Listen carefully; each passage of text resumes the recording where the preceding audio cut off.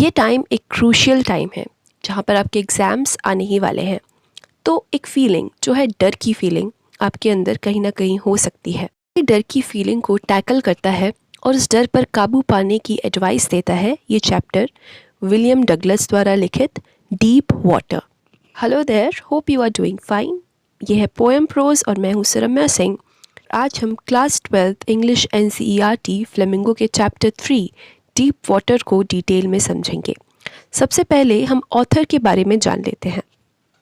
अगर हम ऑथर के बारे में जानें तो इनका जन्म 1898 में हुआ और 1980 में ये नहीं रहे।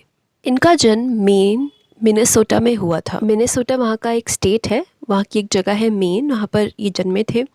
इन्हें बैचलर ऑफ आर्ट्स इंग्लिश और इकोनॉमिक्स से लिया था उन्होंने उसके बाद 2 इयर्स टीचिंग करी हाई स्कूल में, याकिमा में ही, और याकिमा का जिक्र इस चैप्टर में भी आता है। However, he got tired of this and decided to pursue a legal career. लेकिन कुछ दिनों बाद ही वो इससे थकने लग गए, उनका इंटरेस्ट नहीं था उतना यहाँ पर, और उन्होंने ये डिसीजन लिया कि वो एक लीगल करियर यानी लॉ में अपना करियर बनाएंगे। उसके बाद वो येल जो यूनिवर्सिटी है, बहुत बड़ी यूनिवर्सिटी है, वहाँ पर गए और उनकी मुलाकात फ्रैंकलिन डी रूजवेल्ट से हुई, जो कि आगे चलकर अमेरिका के एक बहुत इम्पॉर्टेंट प्रेसिडेंट बनने वाले थे। बाद में वो उनके ही एडवाइज़र बन गए और दोस्त तो बन ही गए। डगलस एक लीडिंग एडवोकेट थे इंडिविजुअल राइट्स के, यानी इंडिविजुअल के जो राइट्स हैं उसको वो बहुत ज़्यादा डिफेंड किया करते थे अपनी लॉ की प्रैक्टिस में।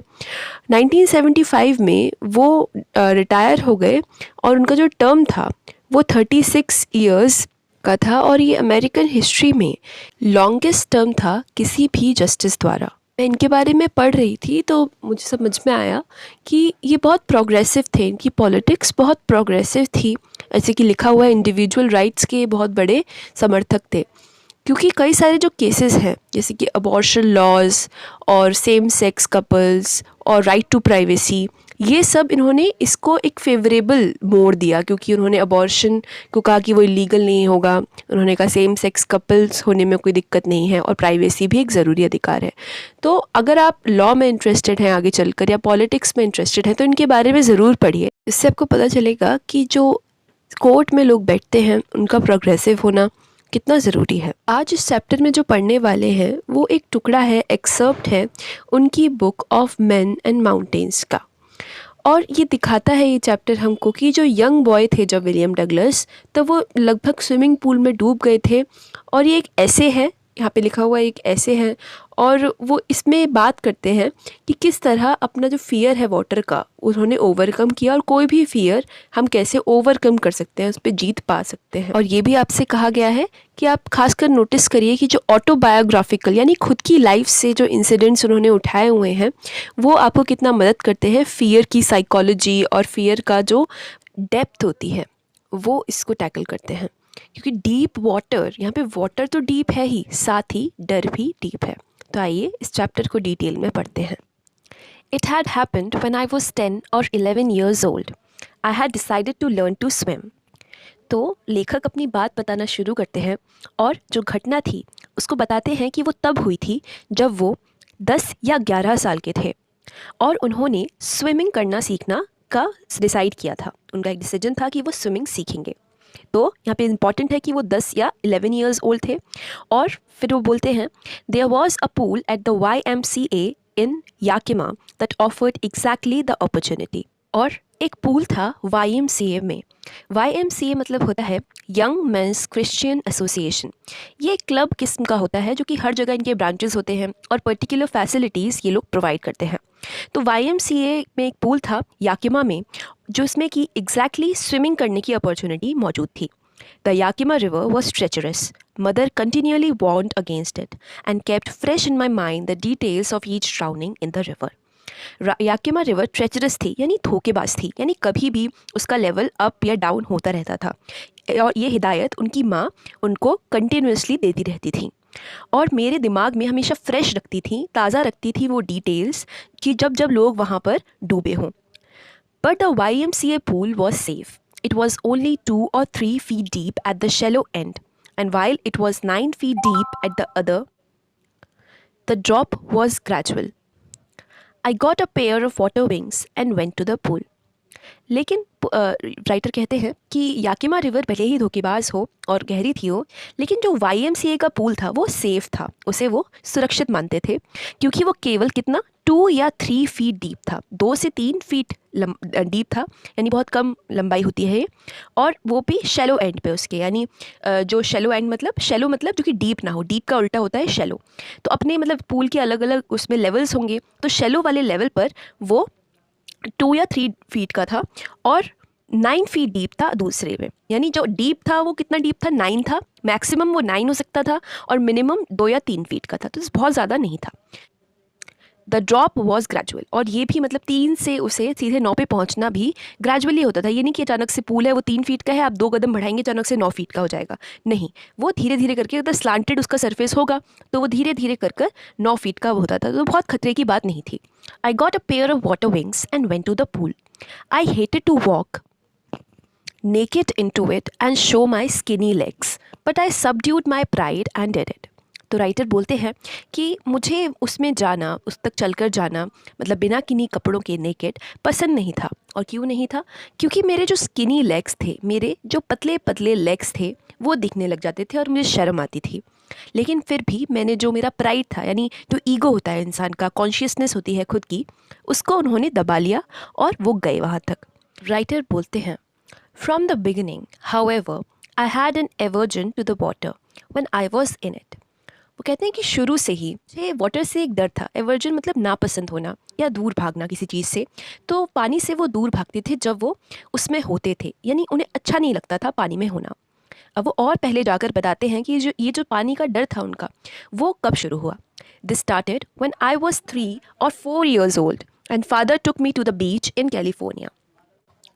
ये सब तब शुरू हुआ जब वो 3 या 4 साल के थे और उनके पिता उनको एक बीच पर, यानी एक समुद्री तट पर ले गए थे कैलिफोर्निया में। He and I stood together in the surf. I hung on to him yet the waves knock me down and swept over me.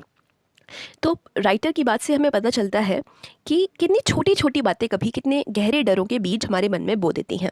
तो वो कहते हैं कि वो, यानी मेरे पिता और मैं, खड़े हुए थे सर्फ पे। अब सर्फ का क्या मतलब होता है? आपने अगर समुद्र को कभी देखा है या फिल्म और टेलीविज़न पे भी देखा है, तो समुद्र जब आता है लहराता हुआ तट से, जब वो मिलता है, तो जो वो लाइन होती है पानी की, और वो बड़ा झाग झाग सा बन जाता है, वो पर्टिकुलर पॉइंट पे जहाँ पे वो मिल रहा होता है और जो लहरें तट तक आ रही होती हैं, उन लहरों को सर्फ कहा जाता है। सर्फ मतलब झाग वाली वो लाइन, लकीर जो समुद्र की वेव से बनती है। अब यहाँ इसीलिए जो एक डिटर्जेंट है उसका नाम है सर्फ एक्सेल, क्योंकि झाग से मतलब होता है उसका। तो उस पर्टिकुलर उन वेव्स पर वो लोग खड़े हुए थे, यानी तट पर ही खड़े हुए थे, और समुद्र की लहरें उनके पैरों पर आ जा रही होंगी। I hung on to him yet the waves knocked me down and swept over me. मैं उनसे मतलब पकड़ा हुआ था, उनको, मेरे पापा को एक तरीके से पकड़ा हुआ था और एक तरह से बैलेंस बना रहा था उनको पकड़ के। फिर भी जो वेव्स थी, लहरें थी, उन्होंने मुझे गिरा दिया और मेरे ऊपर से होकर जाने लगी। तो फिर वो बोलते हैं, I was buried in water, my breath was gone, I was frightened, father laughed, but there was terror in my heart at the overpowering force of the waves. तो यहाँ पर क्या उन्होंने बताया कि जब वो गिर गए और वेव्स उनके ऊपर से जाने लगी, तब उन्हें लगा कि वो वाटर के नीचे दफन हो गए हैं, बेरी हो गए हैं, और उनकी जो ब्रेथ है, यानी सांस है, वो जाने लग गई है, यानी वो सांस नहीं ले पा रहे, वो डर चुके थे। यहाँ पे आपको इमोशंस जो हैं राइटर के वो पता चलते हैं कि फ्राइटन थे, वो सांस नहीं ले पा रहे थे, दबे हुए थे। और जो उनके पिता थे वो तो हंसे, क्योंकि वो तो बड़े थे, उन्हें ज़्यादा नॉर्मल सी बात थी, बच्चा गिर गया और थोड़ी सी वेव्स उसके ऊपर से चली गई। लेकिन जो बच्चा है उसके दिमाग में क्या हुआ, उसके हार्ट में क्या हुआ, टेरर की फीलिंग, बहुत ज़्यादा आतंक की जो फीलिंग होती है वो अंदर तक घर कर गई, क्योंकि वेव्स इतनी पावरफुल लगी उन्हें और इतनी पावरिंग लगी कि इनके आगे तो मैं टिक ही नहीं सकता। ये बात कहीं ना कहीं उनके मन में बैठ गई। तो यहाँ पर हमें जो सीड होती है डर की, वो पता चलती है कि डर कैसे हमारे मन में घर कर जाता है। फिर नेक्स्ट पैराग्राफ में वो बताते हैं, my introduction to the YMCA pool, swimming pool, revived unpleasant memories and stirred childish fears. उन्होंने कहा कि मेरा जो इंट्रोडक्शन था, यानी परिचय था YMCA पूल से, उसने फिर से उन पुरानी और बुरी यादों को ज़िंदा कर दिया मेरे दिमाग के अंदर। और जो मेरे चाइल्डिश, यानी जब मैं बहुत ही छोटा था, 3-4 साल से जो मेरे अंदर फियर्स थे, डर थे, उनको फिर से स्टर कर दिया, यानी हिला दिया। जब हम चम्मच से किसी चीज़ को हिला देते हैं तो वो फिर से उसमें मूवमेंट आ जाता है ना, वैसे ही उस जो YMCA पूल की जब वो गए उसके पास, तब अचानक से उनको वही डर याद आने लगे। But in a little while I gathered confidence. I paddled with my water wings, watching the other boys and trying to learn by aping them. और उन्होंने कहा लेकिन फिर भी मुझे कॉन्फिडेंस आ गया थोड़ी देर में, भले ही मैं डरा हुआ था। और फिर जो मेरे वाटर विंग्स जो वो पहने हुए थे पहले से, उससे उन्होंने पैडलिंग करना शुरू किया। और मैं दूसरे बच्चों को पैर चलाना पानी में शुरू किया, और जो दूसरे बॉयज़ थे, लड़के थे, उनको वो देखकर उनको कॉपी कर कर सीख रहे थे स्विमिंग करना। एपिंग का मतलब होता है कॉपी करना। तो यहाँ पे दिखता है कि वो कोशिश कर रहे हैं, ट्राई कर रहे हैं कि वो वाटर के उस डर को याद ना करें और पूरा सीखने की कोशिश कर रहे हैं swimming. I did this 2 or 3 times on different days and was just beginning to feel at ease in the water when the misadventure happened. और उन्होंने 2 या 3 दिन, कई सारे नंबर्स आएंगे इस पूरे चैप्टर में, कि पहले था कि 10 या 11 साल का था, फिर 3 या 4 साल का था, और अब है 2 या 3 times और डिफरेंट डेज़ पे उन्होंने प्रैक्टिस किया। और फिर उन्हें धीरे धीरे वो सहज हो रहे थे, उन्हें लग रहा था कि हाँ, मैं वाटर के संग अब कंफर्टेबल हो रहा हूँ। लेकिन फिर वहाँ पर एक मिस एडवेंचर हुआ। यहाँ पर एक अचानक से ट्विस्ट आता है कहानी में, और हमें पता चलता है कि सब कुछ अच्छा नहीं होने वाला था। I went to the pool when no one else was there. The place was quiet, the water was still, and the tiled bottom was as white and clean as a butter. अब वो बताना शुरू करते हैं कि मैं pool में गया जब कोई भी आसपास नहीं था। तो यहीं से खतरे की घंटी हमको समझ में आ रही है कि कुछ होने वाला है। द प्लेस वॉज क्वाइट, बिल्कुल शांत थी उस टाइम वो जगह। पानी बिल्कुल स्टिल था, स्थिर था। और जो टाइल यानी टाइल्स लगे होते हैं ना, जो स्विमिंग पूल का बॉटम होता है उसमें, तो वो बिल्कुल सफ़ेद था, यानी बिल्कुल क्लीन था। जैसे कि एक बाथटब होता है, घर वाला बाथटब होता है, वैसे ही वो स्विमिंग पूल बिल्कुल क्लीन, क्लियर और वाइट था। I was timid about going in alone, so I sat on the side of the pool to wait for others. अब बातें जो राइटर है वो कहीं ना कहीं अभी भी वाटर के डर को कहीं ना कहीं उनके दिमाग में चलता है वो उनके साथ। तो वो उससे टिमिड थे उसके बारे में, यानी डरे हुए थे। टिमिड मतलब थोड़ा डरा होना, थोड़ा शाय होना किसी चीज़ के बारे में। तो वो अकेले नहीं जाना चाहते थे। और फिर वो क्या किया, उन्होंने बैठ गए, वो साइड ऑफ द पूल में बैठ गए ताकि वो दूसरों का इंतज़ार कर सके। यानी यहाँ पे बिल्कुल जो हमारे राइटर वो बिल्कुल लापरवाह नहीं है, उन्हें पता है कहीं ना कहीं कि वो डरे हुए हैं, तो वो कुछ भी ओवर कॉन्फिडेंट वाला मूव नहीं कर रहे हैं। तो इससे फिर हम सोचते हैं, तो ये सोचने वाली बात है कि क्या हुआ अचानक से।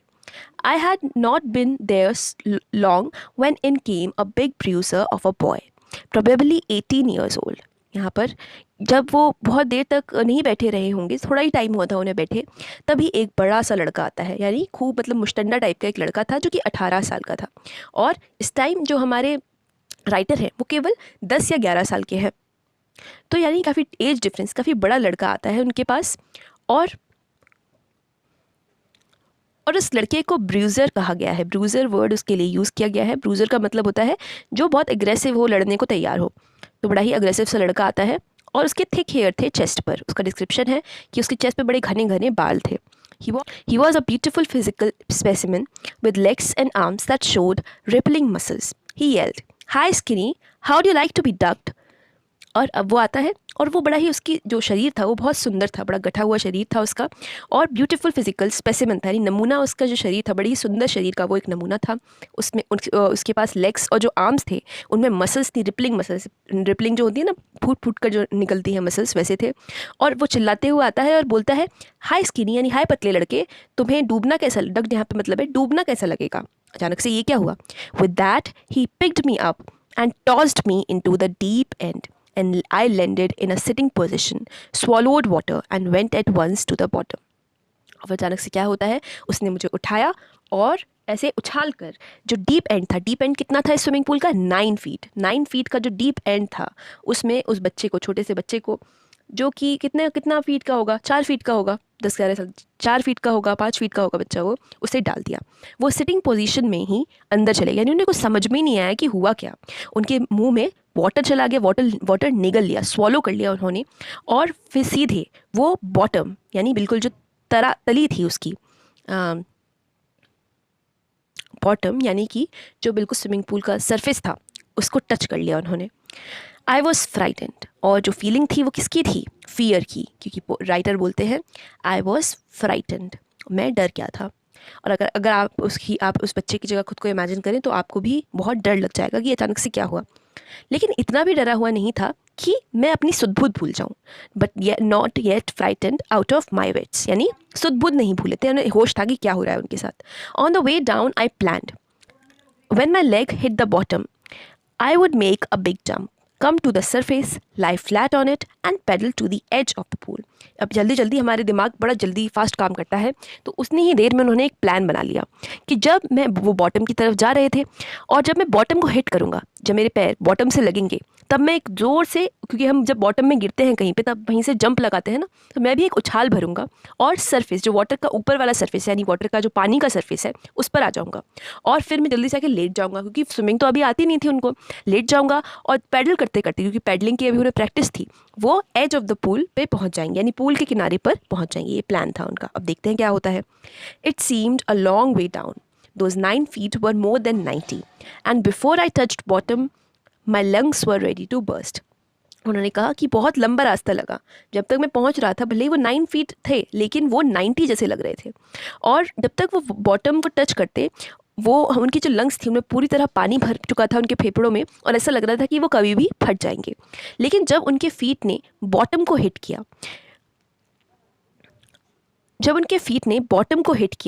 तब उन्होंने अपनी सारी स्ट्रेंथ को मिला लिया, यानी पूरी अपनी शक्ति लगा ली, and made what I thought was a great spring upwards. I imagine I would bob to the surface like a कॉक। लेकिन जब उन्होंने अपने फीट को हिट किया बॉटम पे, तब उन्होंने सारी शक्ति लगाई और उन्हें लगा कि उन्होंने वहाँ से एक बहुत बढ़िया स्प्रिंग, यानी उछाल भरा ऊपर की ओर, अपवर्ड्स लिखा हुआ है यानी ऊपर की ओर। तो पहला उनका जो पहला यहाँ पर प्लान का एग्जीक्यूशन दिख रहा है। उन्होंने कहा था ना कि मैं जंप लगाऊंगा, तो जैसे ही फीट उनके टच हुए वैसे ही उन्होंने एक बढ़िया, उनके हिसाब से जो एक बढ़िया उछाल था वो भरा।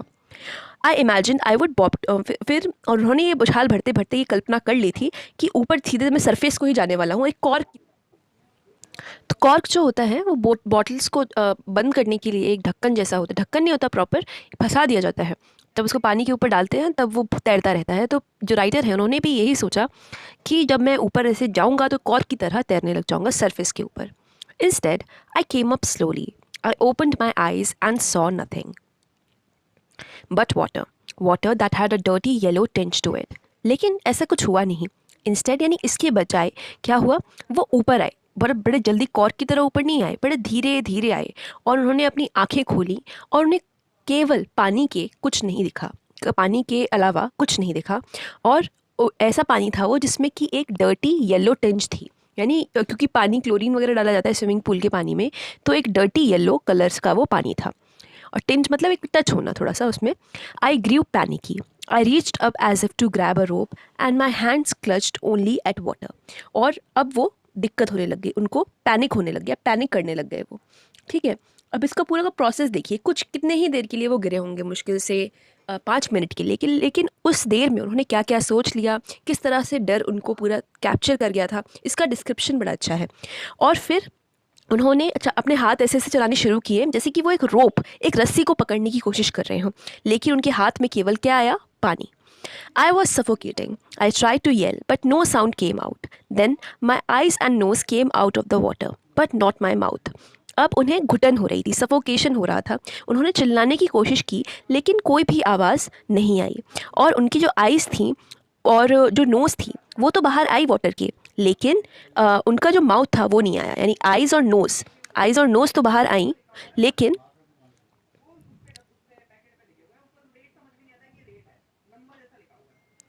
उनकी आइज़ और नोज़ वापस बाहर आई वाटर में, लेकिन माउथ नहीं आया। यहाँ पे याद रखना, माउथ नहीं आया था बाहर, आइज़ और नोज़ आए थे।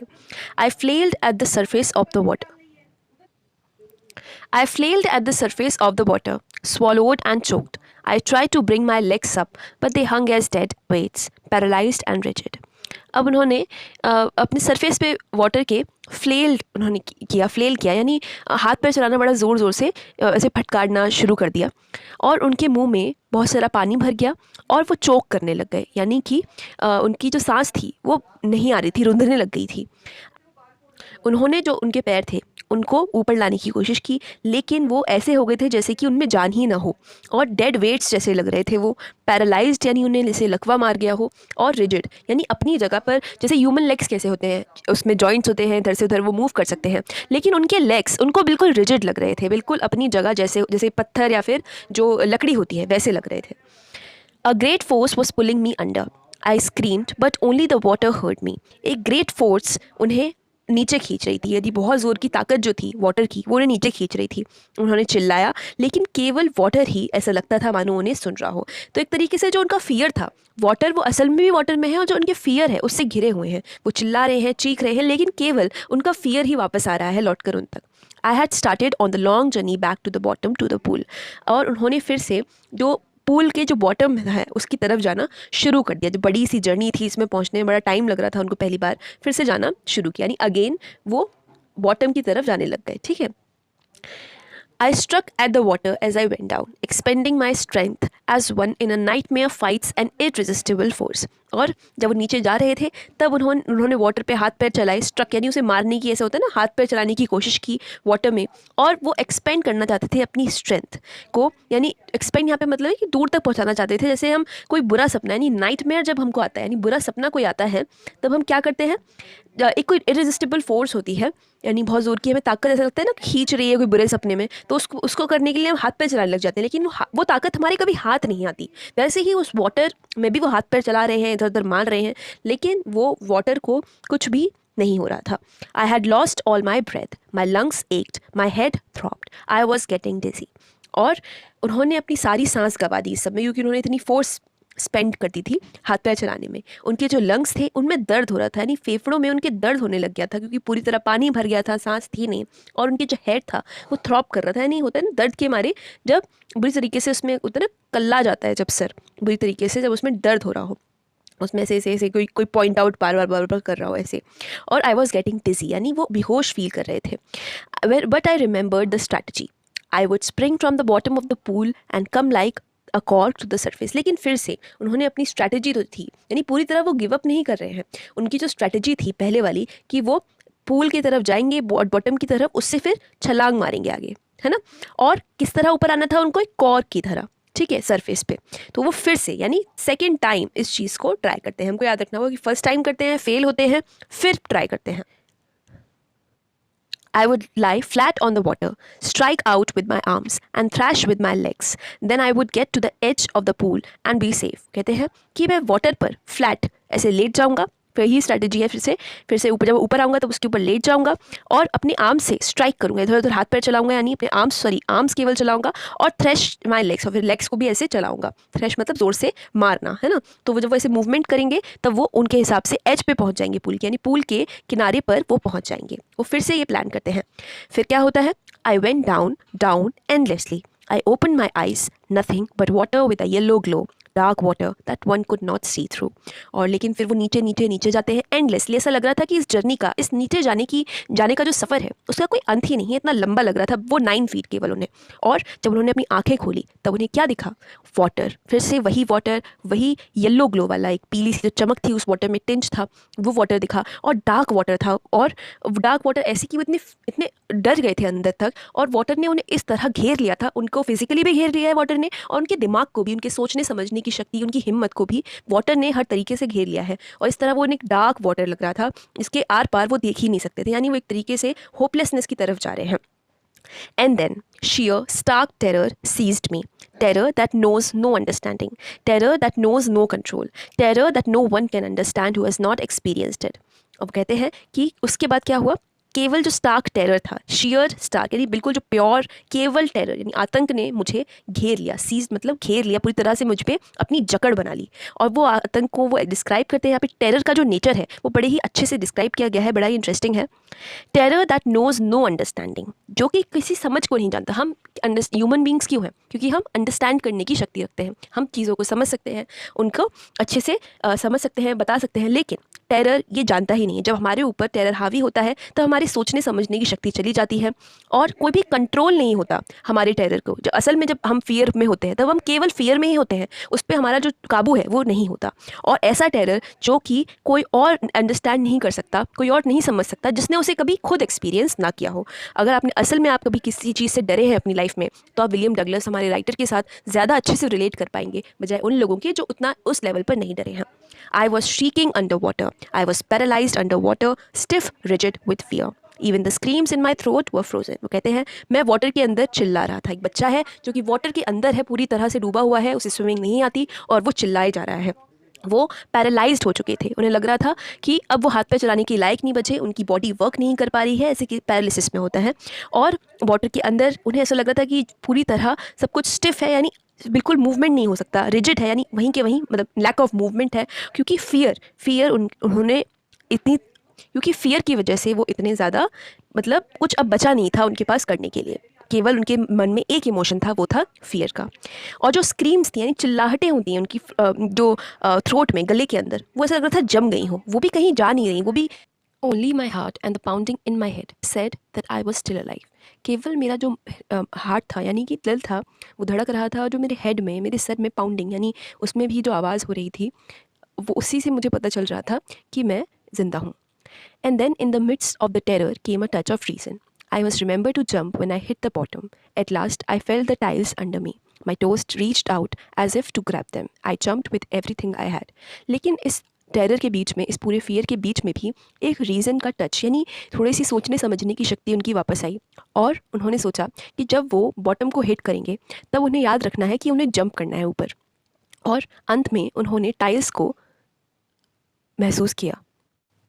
लेकिन इस डर और आतंक के बीच एक रीज़न का टच, यानी सोचने समझने की शक्ति हल्की सी उनके पास फिर से आई। I must remember to jump when I hit the bottom. उन्होंने सोचा कि जब मैं बॉटम को, यानी जो तला था, उसको टच करूँगा तब मैं जंप करूँगा ऊपर की तरफ, यानी कूदूँगा। और अंत में मैंने फील किया कि जो टाइल्स थी, यानी जो सरफेस था नीचे, वो मुझे टच किया। मेरी जो टोज थी reached out as if to grab them. I jumped with everything I had. और जो मेरे, मतलब पैरों की जो उंगलियां होती हैं, टोज थी, अंगूठे, पैरों की जो उंगलियां होती हैं, उन्होंने ऐसे मूवमेंट किया जैसे कि वो उस बाथरूम के जो टाइल्स के फ्लोर है उसे पकड़ना चाहती हूँ। हालांकि पैर से हम, मुश्किल होता है पकड़ना चीज़ों को, लेकिन फिर भी उन्होंने ऐसा मूवमेंट किया और फिर उन्होंने जंप किया। जितना भी दम हो सकता था सबके पास, जितनी उनमें एबिलिटी थी, सबके साथ उन्होंने जंप किया। But the jump made no difference. The water was still around me. I looked for ropes, ladders, water wings, nothing but water. A mass of yellow water held me. Stark terror took an even deeper hold on me, like a great charge of electricity. लेकिन जब वो कूदे तब भी कुछ भी नहीं हुआ। वाटर जो था वो भी उनके अभी भी आसपास ही था। उन्होंने देखना चाहा कि कहीं कोई रस्सी हो, कोई सीढ़ी हो या फिर वाटर विंग्स ही हों, लेकिन कुछ भी नहीं था सिवाय वाटर के। केवल वाटर, यानी पानी ने उन्हें घेर लिया था। तो हम पूरी पिक्चर इमेजिन कर सकते हैं कि एक बच्चा है छोटा सा, और उसको वाटर ने हर तरह से घेर लिया है। ना वो कुछ बोल पा रहा है, ना समझ पा रहा है, ना कुछ कर पा रहा है। येलो वाटर के एक बहुत बड़े मास ने उन्हें घेर लिया था।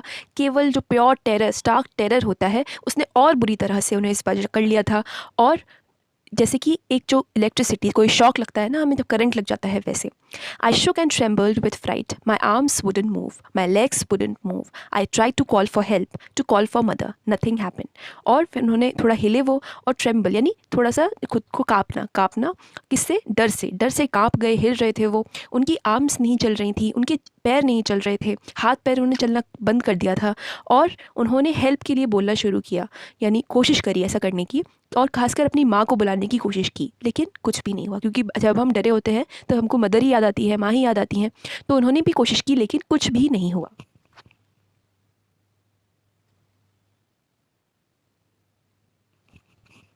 And then, strangely, there was light. I was coming out of the awful yellow water.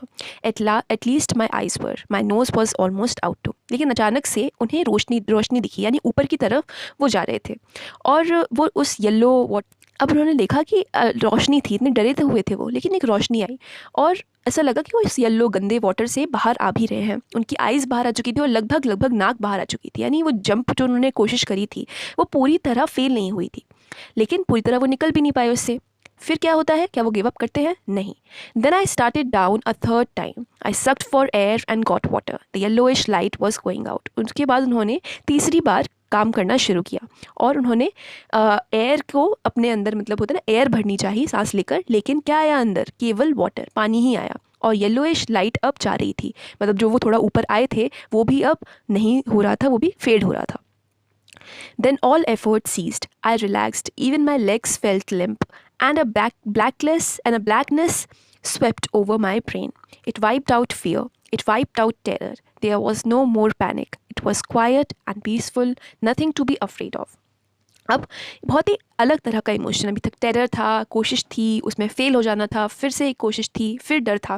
लेकिन इस बार की जो फीलिंग थी, इस बार फ़ेल होने की जो फीलिंग थी, क्योंकि जब उन्होंने कोशिश तो की लेकिन उन्होंने एयर को सक करना चाहा, लेकिन क्या हुआ? केवल वाटर ही आया था उनके हिस्से में. तो अब उन्होंने सारा एफर्ट बंद कर दिया. एफर्ट सीज्ड मतलब बंद कर दिया और रिलैक्स हो गए वो. और यानी अब उनमें दम नहीं बची थी. और उनके लेग्स जो थे वो ऐसे फील हो रहे थे कि उनमें भी कोई दम ना हो. लिम्प मतलब होता है जब लेग्स ढंग से काम नहीं करते, उसमें कोई जान ना हो. और एक ब्लैकनेस, एक अंधेरा उनके पूरे ब्रेन पर, पूरे दिमाग पर छा गया. और उसने फियर को तो हटा दिया, वाइप्ड आउट कर दिया, लेकिन और टेरर को भी हटा दिया. लेकिन उसने जो फीलिंग थी, जो ये ब्लैकनेस थी, इसने क्या किया? फियर को हटा दिया, वाइप आउट कर दिया, टेरर को हटा दिया. और कोई भी पैनिक नहीं था अब. और अब ऐसा फील हो रहा था सब कुछ क्वाइट एंड पीसफुल. सब कुछ बहुत शांत लग रहा था और बहुत पीसफुल लग रहा था. और किसी भी चीज़ से अब डर नहीं था. और वो बोलते हैं, this is nice to be drowsy, to go to sleep, no need to jump, too tired to jump. It's nice to be carried gently, to float along in space, tender arms around me, tender arms like mothers. Now I must go to sleep. अब वो बोलते हैं, This is nice to be drowsy, to go to sleep. No need to jump, too tired to jump. It's nice to be carried gently, to float along in space, tender arms around me, tender arms like mother's. Now I must go to sleep. अब देखिए इस पूरे paragraph में कितने dot dot dots हैं. इन्हें Ellipsis बोलते हैं. और जब आप ये दिखाने की कोशिश कर रहा हो राइटर कि जब राइटर ये दिखाने की कोशिश कर रहे हो कि जो थॉट है वो धीरे धीरे उसमें मतलब गैप्स आ रहे हैं, दिमाग ढंग से एक लय में काम नहीं कर रहा, बहुत अजीब सा ड्राउजी सा फील भी होने को दिखाते हैं ये डॉट्स. तो अब वो जो राइटर है वो बोल रहे हैं ये अच्छा है, this is nice to be drowsy, यानी बहुत नींद में होना, सोने को चले जाना और कूदने की कोई ज़रूरत ना होना, और कूदने के लिए बहुत ज़्यादा थके हुए होना. ये बहुत नाइस फीलिंग है, क्योंकि हमेशा हम कुछ ना कुछ करते रहते हैं, लेकिन ये वाली जो फीलिंग है ये नाइस है. ये फियर नहीं है इसमें, ये अलग ही कुछ फीलिंग है. और ये भी अच्छा है कि धीरे धीरे कोई तुम्हें कैरी करके ले जा रहा है जेंटली, बड़े आराम से. और ये भी बहुत अच्छी फीलिंग है कि स्पेस में जहाँ पर वो तैर रहे हैं उसे धीरे धीरे तैरते रहना हमेशा के लिए. टेंडर आर्म्स अराउंड मी, और ऐसा लगता है कि किसी की बड़ी ही कोमल, बड़ी ही सॉफ्ट जो बाहें हैं वो मुझे घेरे हुई हैं, मुझे अपने में लिए हुई हैं. जैसे कि जो माँ की सॉफ्ट बाहें होती हैं, कोमल बाहें होती हैं, उसकी गोदी होती है, वैसे ही.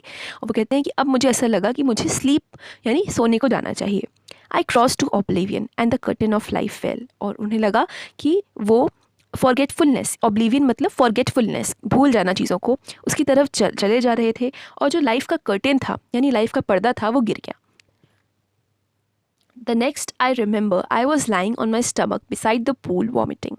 The chap that threw me in was saying, "But I was only fooling. Someone said the kid nearly died. Be all right now. Let's carry him to the locker room." अब जब उन्हें होश आया तब उन्हें ये याद है कि वो पूल के बगल में अपने स्टमक पर ऐसे लेटे हुए, स्टमक के बल यानी उल्टे लेटे हुए थे और वॉमिट कर रहे थे, यानी कि उल्टी कर रहे थे, जो पानी गया होगा उसकी उल्टी कर रहे थे. और जो चैप था यानी जो लड़का था जिसने उन्हें फेंका था, वो कह रहा था कि मैं तो बस ऐसे ही मजाक कर रहा था. तो किसी ने उसके रिप्लाई में, जिन्होंने भी बचाने का काम किया होगा राइटर को, वो कहते हैं जिन्होंने उन्हें बचाया था, कोई भी होगा आसपास, उसने बोला कि जो बच्चा था ये लगभग मर गया था. और उन्होंने कहा कि चलो अब ठीक है, इसको लॉकर रूम में ले जाते हैं. Several hours later, I walked home. I was weak and trembling. I shook and cried when I lay on my bed. I couldn't eat that night. For days, a haunting fear was in my heart. The slightest exertion upset me, making me wobbly in the knees and sick to my stomach. और कई घंटों बाद मैं घर पे गया, मतलब उन्हें ठीक भी किया गया होगा, बैठाया गया होगा, और वो बहुत कमज़ोर और काँप रहे थे, कमज़ोर फील कर रहे थे, बहुत काँप रहे थे. और बहुत काँप रहे थे, रो रहे थे. और जब वो अपने बेड पर लेटे तब भी वो रोते और काँपते रहे. और उस रात को वो कुछ खा नहीं पाए। इतना डर बैठ गया था उनके दिमाग के अंदर, दिल के अंदर, कि वो उस रात कुछ खा भी नहीं पाए। और कई दिनों तक एक हॉन्टिंग फियर, एक हमेशा भटकने वाला फियर उनके दिल में बैठ गया।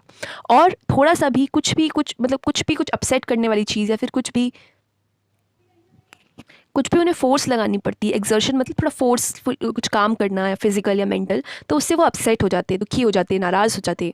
और उससे उन्हें जो उनकी घुटने थे, नीज़ थी, उनमें वॉबली यानी कि अनस्टेबल फ़ील होता, कमज़ोर फ़ील होता, और ऐसा लगता उनके पेट में उन्हें बीमार फ़ील हो रहा है। मतलब पूरी तरह उनकी हालत बिगड़ चुकी थी इस इंसिडेंट के बाद। I never went back to the pool, I feared water, I avoided it whenever I could. इसके बाद वो कभी भी पूल पर नहीं गए। उन्होंने सोचा तो था, फर्स्ट पैराग्राफ में ही मैं बताया गया था कि उन्होंने डिसाइड किया था कि मैं स्विमिंग सीखूंगा, लेकिन अब वो प्लान कैंसिल हो चुका था क्योंकि वो अंदर तक डर गए थे वाटर से। और जब भी वो वाटर को कहीं भी देखते, वहाँ पे उसे अवॉइड ही करते, उसे टाल देते उसके पास जाना। A few years later, when I came to know the waters of the Cascades, I wanted to get into them. And whenever I did, whether I was wading the Teton or bumping river or bathing in warm lake of the goat rocks, the terror that had seized me in the pool would come back. It would take possession of me completely. My legs would become paralyzed. Icy horror would grab my heart. और कई सालों बाद, कुछ सालों बाद, जब मुझे पता चला कैस्केड्स एक झरने टाइप की जगह है, वो वहाँ के वाटर्स के बारे में, यानी एक वाटर बॉडी के बारे में उन्हें पता चला, और लगा होगा कि बड़ा सुंदर लगा होगा उन्हें देखने में, और वो चाहते भी थे कि वो उसके अंदर जाए। लेकिन जब भी वो कोशिश करते थे उस चीज़ की, और मतलब कोशिश अलग अलग जगह पर करते थे, जैसे कि टेयरटन और बम्पिंग रिवर्स के नाम, किसी वाटर बॉडी में वेडिंग का मतलब होता है किसी वाटर बॉडी में चलकर जाना। तो वेडिंग टियटन और बम्पिंग रिवर ये वाटर बॉडीज़ थी। और या फिर कभी Warm Lake of the Goat Rocks में वो कभी नहा रहे होते थे।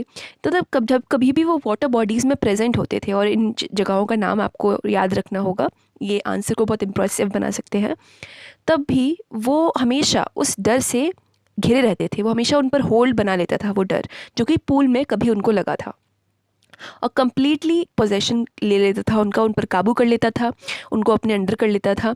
और उनके जो लेग्स थे वो पैरालाइज्ड हो जाते थे, और आइसी हॉरर उनको ग्रैब कर लेता था, उनके दिल में बैठ जाता था। ठंडा ठंडा जो हॉरर होता है ना, वो बैठ जाता था। आइसी हॉरर क्यों बोला जाता है? क्योंकि वो इतना ठंडा होता है कि वो आपको जमा देता है। होता है ना, जब लोग बहुत डर जाते हैं तो अपनी जगह पर बिल्कुल वहीं के वहीं रह जाते हैं, तो इसलिए आइसी हॉरर बोला जाता है। This handicap stayed me as the years rolled by in canoes on main lakes fishing for landlocked salmon।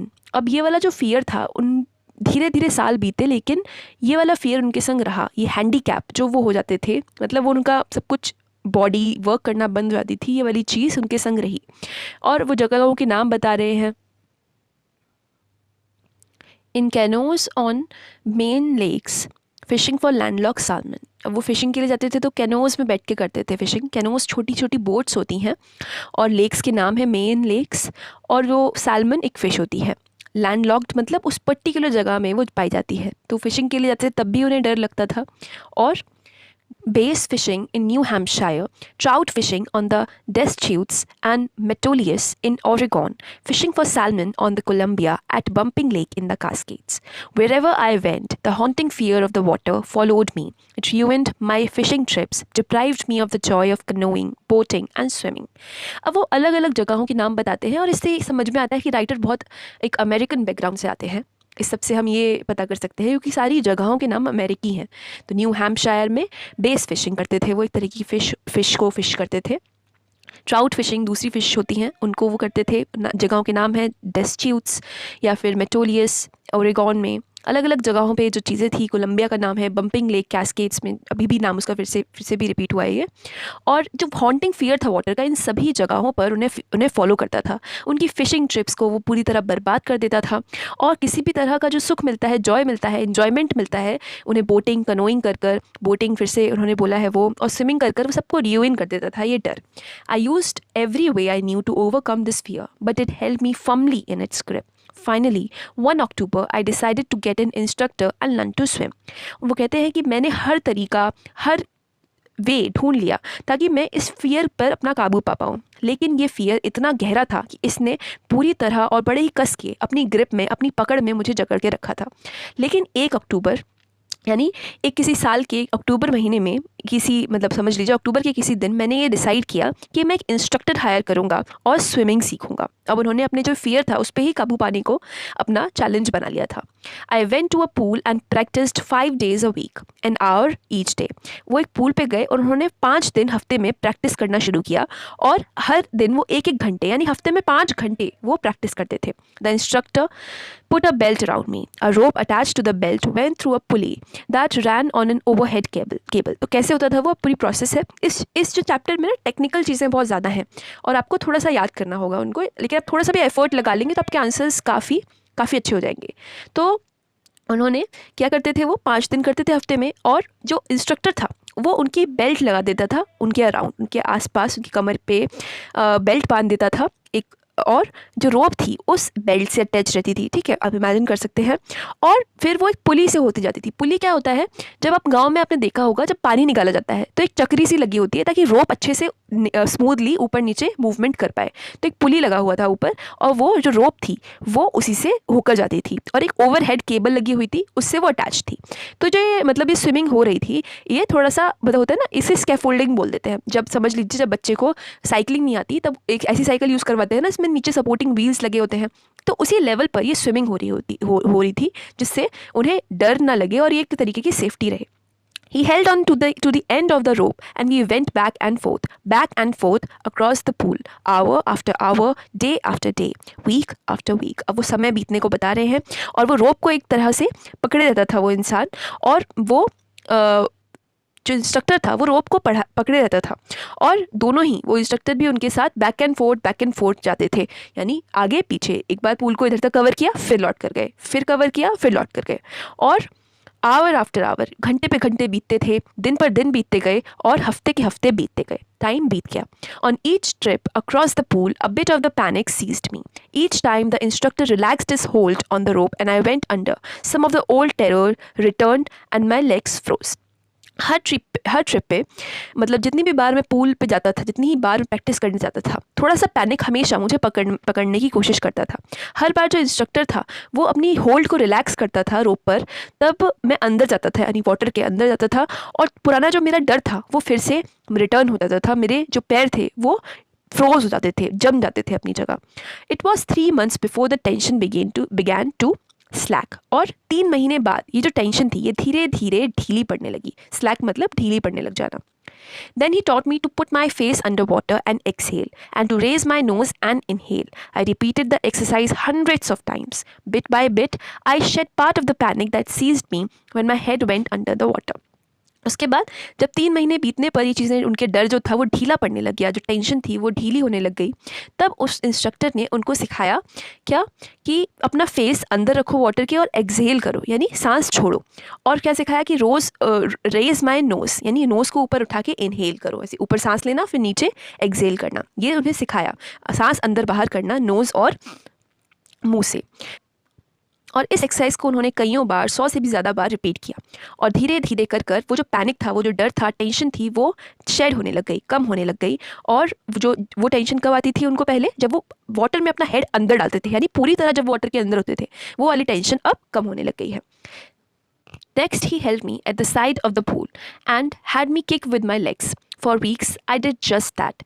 At first, my legs refused to work, but they gradually relaxed, and finally, I could command them. तो धीरे धीरे कर ये देखिए, step by step वो जितनी भी चीज़ें थी जो पहले उन्होंने डिस्क्राइब की थी कि डर लगने पर उन्हें क्या क्या होता है, वो कुछ भी कर नहीं पाते थे, सांस नहीं ले पाते थे, तो उस चीज़ को उन्होंने टैकल किया। जैसे ही वो अंदर मुंह डालते थे अपना वाटर में, तभी तो उनको डर लगता था, तो सबसे पहले उन्होंने वो टैकल किया, यानी सांस लेना सीखो। अब दूसरे स्टेप पर वो कैसे आए कि पूल के साइड पर वो उन्हें पकड़ लेते थे, पकड़े हुए हैं वो, सपोर्ट है उनके पास, और कहते थे कि लेग्स को किक करो पानी के अंदर, क्योंकि आपको ध्यान होगा हमेशा लेग्स उनके फ्रोज हो जाते थे, आर्म्स और लेग्स, तो उन लेग्स को हमेशा उनसे किक करवाया जाता था। और हफ्तों के लिए केवल उन्होंने वही किया। और शुरू में तो जो लेग्स थे वो मना कर देते थे काम करने के लिए, लेकिन धीरे धीरे वो रिलैक्स होने लग गए, उनमें शांति आने लग गई, और वो अपना काम, यानी लेग्स का जो काम है तैरने का, वो करने लग गए। और धीरे धीरे राइटर को ये समझ में आया कि अब वो अपने लेग्स को कमांड कर सकते हैं। हमारा ब्रेन जो होता है वो हमारी पूरी बॉडी को कमांड करता है, उसे बताता है कि क्या करना है। तो लेग्स पर जो उनकी ब्रेन की, यानी उनके रीज़न, उनके अंडरस्टैंडिंग की जो होल्ड थी वो फिर से आ गई, यानी वो जीत रहे हैं। Thus, piece by piece, he built a swimmer. and when he had perfected each piece, he put them together into an integrated whole. In April, he said, "Now you can swim. Dive off and swim the length of the pool. Crawl stroke." और धीरे धीरे टुकड़ों टुकड़ों में उन्होंने क्या बनाया, एक स्विमर को बना दिया उन इंस्ट्रक्टर ने। और जब उन्होंने कह रहे हैं ना पीस बाय पीस, यानी हर पीस को एक जगह सही से फिट कर दिया, परफेक्ट हो गया हर पीस, तो उन्होंने उन्हें एक साथ रखा और एक पूरे होल में, यानी एक पूरा स्विमर बन गया था वो इंसान, यानी हमारा राइटर एक पूरा स्विमर बन चुका था, थोड़ा थोड़ा कर कर। अप्रैल में, अक्टूबर से ये बात शुरू हुई थी। अप्रैल में उन्होंने कहा, इंस्ट्रक्टर ने उनसे कहा कि अब तुम स्विम कर सकते हो और डाइव कर लो और पूल की पूरी लेंथ को अपने आप स्विम करो। क्रॉल स्ट्रोक एक तरह का स्विमिंग होती है, स्विमिंग स्टाइल होती है, जिसमें कि पेट के बल लेट का जो बेसिक आपने देखी होगी वही क्रॉल स्ट्रोक होती है। I did, the instructor was finished, और मैंने वो किया, पूरा कर लिया अपना टास्क, और इंस्ट्रक्टर वॉज फिनिश्ड मतलब इंस्ट्रक्टर का काम यहाँ पर ख़त्म हो गया। But I was not finished, I still wondered if I would be terror stricken when I was alone in the pool. I tried it, I swam the length up and down. Tiny vestiges of the old terror would return, but now I could frown and say to that terror, "Trying to scare me, huh? Well, here's to you. Look," and off I'd go for another length of the pool. लेकिन मेरा काम अभी ख़त्म नहीं हुआ था। अभी भी मैं सोचता था कि क्या अभी भी मुझे डर लगेगा बुरी तरह जब मैं अलोन होऊंगा, अकेला होऊंगा पूल में। मैंने उसे भी ट्राई किया और मैंने पूरी जो लेंथ थी पूल की उसे अप एंड डाउन, यानी इधर से लेकर उधर तक पूरा कवर किया तैर तैर कर। और जो टाइनी वेस्टेजेस, यानी पुराने जो डर थे उसके थोड़े थोड़े टुकड़े, वेस्टेजेस मतलब टुकड़े बचे कुचे, वो आते थे वापस। लेकिन अब मैं मुंह बनाकर फ्राउन कर कर उससे बोलता था कि अच्छा तुम मुझे डराने की कोशिश कर रहे हो टेरर, लेकिन देखो मैं क्या कर रहा हूँ। और पूरी वो फिर से पूरा पूल लेंथ पूरी उसकी ट्रैवल करते थे स्विम कर कर। This went on until July, but I was still not satisfied. I was not sure that all the terror had left, so I went to Lake Wentworth in New Hampshire, dived off a dock at Triggs Island, and swam 2 miles across the lake to Stamp Act Island. वो बता रहे हैं कि अब भी, लेकिन उन्हें लगता था कि जब मैं वाटर बॉडीज़ में करूँगा जुलाई तक उन्होंने ये किया था, यानी अप्रैल में उनको इंस्ट्रक्टर जैसे छुट्टी मिल गई थी, मई जून जुलाई इन 3 महीने तक उन्होंने फिर से अपना अकेला जो प्रैक्टिस थी वो की। और लेकिन अभी भी वो श्योर नहीं थे कि टेरर ने उन्हें पूरी तरह छोड़ा है कि नहीं, इसलिए वो कहाँ गए, लेक वेंटवर्थ जो कि न्यू हैम्पशायर में है वहाँ पर गए और उन्होंने एक जो किनारा था वहाँ से डाइव कर दिया, कहाँ पर जो कि ट्रिग्स आइलैंड पर था वो। और उन्होंने क्या किया, 2 माइल्स स्विम किए। 2 माइल्स यानी बहुत लंबा डिस्टेंस होता है, जो स्टैम्प एक्ट आइलैंड तक, यानी ट्रिग्स आइलैंड से लेकर उन्होंने स्टैम्प एक्ट आइलैंड तक स्विम किया। और उन्होंने कौन कौन सी स्टाइल करी, क्रॉल किया, बी स्ट्रोक किया, साइड स्ट्रोक किया एंड बैक स्ट्रोक किया। Only once did the terror return. When I was in the middle of the lake, I put my face under and saw nothing but bottomless water. And the old sensation returned in miniature. I laughed and said, "Well, Mr. Terror, what do you think you can do to me?" It fled and I swam on. और उन्होंने जब वो middle of the, लेकिन एक बार केवल इस सब में टेरर जो था वो रिटर्न हुआ था, यानी फिर से लौट कर आया था।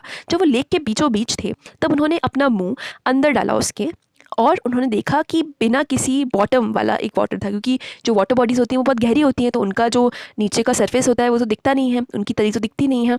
तो उन्होंने देखा कि कोई बॉटमलेस वाटर है। जो ओल्ड सेंसेशन थी वो वापस लौट कर आ गई, छोटे फॉर्म में, मिनिएचर फॉर्म में, उतनी बड़ी नहीं थी वो। लेकिन फिर जो राइटर थे उन्होंने हंसा और कहा कि मिस्टर टेरर, तुम्हें क्या लगता है कि तुम मेरे संग क्या कर सकते हो। और फिर वो उन्हें छोड़कर चला गया, भाग गया, और वो स्विमिंग करते रहे। Yet I had residual doubts. At my first opportunity, I hurried west, went up the Tieton to Conrad Meadows. Yet I had residual doubts.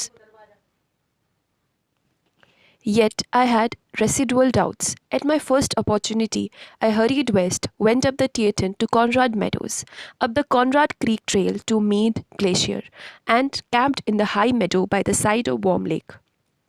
The next morning, I stripped, dived into the lake, and swam across the other shore and back, just as Doug Copron used to do. अब जो writer है वो बोलते हैं कि फिर भी मेरे मन में कुछ बचे कुचे रेसिडुअल डाउट्स थे मेरे मन में। और मैंने क्या किया, जब भी पहला मौका पड़ने पर मैं वेस्ट की तरफ गया, कंट्री के वेस्ट की तरफ गया। फिर वो पूरा बताते हैं कि कैसे कैसे कहाँ जाकर वो अपनी मंजिल तक पहुँचे। टियरटन टू कॉनराड मेडोज़, वो पहले टियरटन गए, फिर कॉनराड मेडोज़ गए, फिर कॉनराड क्रीक ट्रेल पे गए, और फिर मेयर्ड ग्लेशियर। या फिर मीड ग्लेशियर पे गए और फिर कहाँ पे कैंपिंग शुरू की, high Medo by the side of warm lake, यहाँ पे उन्होंने कैंपिंग शुरू की। अगली सुबह उन्होंने स्ट्रिप्ड यानी कपड़े उतारे अपने और डाइव कर लिया लेक के अंदर। And swim across the other शोर एंड बैक, दूसरा जो किनारा था वहाँ तक वो स्विम कर गए और फिर से लौट कर आए, कैसे जैसे डॉग कॉपरॉन जाता था, यानी कि एक स्विमर रहा होगा उसी की तरह वो भी तैर कर जाते थे, डग कॉपरॉन की तरह। I shouted with joy and Gilbert Peak returned the echo. I had conquered my fear of water. और जब उन्होंने ये पूरा कर लिया तो वो खुशी से चिल्लाए और गिलबर्ट पीक जो थी यानी यहाँ पे माउंटेन्स थे, उन्होंने उनकी जो जॉय की चिल्लाहट थी उसे एको किया, वो गूंज उठी और उन्होंने अपने जो फियर था, वाटर का डर था, उस पर काबू पा ली, विजय पा लिया, पाली। The experience had a deep meaning for me as only those who have known stark terror and conquered it can appreciate. पहले उन्होंने कहा था कि जिन्होंने इस टेरर को महसूस नहीं किया वो नहीं समझ पाते, जब वो पूल वाली बात बता रहे थे। अब वो कहते हैं कि इस फीलिंग को, इस एक्सपीरियंस को का जो डीप मीनिंग है, गहरा मतलब है, वो केवल वही समझ सकता है जिसने कि एक बहुत डार्क टेरर से जूझा हो जो और फिर उस पर विजय पाई हो, वही मेरे एक्सपीरियंस को अप्रिशिएट कर सकता है। In death there is peace, there is terror only in the fear of death, as Roosevelt knew when he said all we have to fear is fear itself. और वो कहते हैं कि डेथ में तो पीस है, मर जाने में शांति है, लेकिन टेरर कहाँ है, फियर ऑफ डेथ में, मर जाने के डर में असल टेरर, असल आतंक रहता है। और आपको ध्यान होगा जब पूल में वो बेहोश हो रहे थे, उन्हें पीसफुल लग रहा था, यानी वो एक तरीके से मरने की तरफ जा रहे थे, तो सब कुछ पीसफुल हो गया था। लेकिन उससे पहले जो मरने के डर होते हैं, तरह तरह के डर होते हैं हमारे अंदर, वो हमें हमारा जीना मुश्किल कर देते हैं। और रूजवेल्ट, प्रेसिडेंट रूजवेल्ट थे, उन्होंने यही कहा था कि फियर से ही केवल हमें डरने की ज़रूरत है, डर से ही डरने की ज़रूरत है। Because I had experienced both the sensation of dying and the terror that fear of it can produce, the will to live somehow grew in intensity. क्योंकि मैंने एक्सपीरियंस किया था क्या, सेंसेशन ऑफ डाइंग, यानी मरने को भी मैंने कहीं ना कहीं थोड़ा थोड़ा फील कर लिया था, और ये जो और वो टेरर भी मैंने महसूस कर लिया था जो उससे पहले होता है, जो आतंक आता है और जो किस तरह का डर वो तुम्हारे अंदर बना सकता है।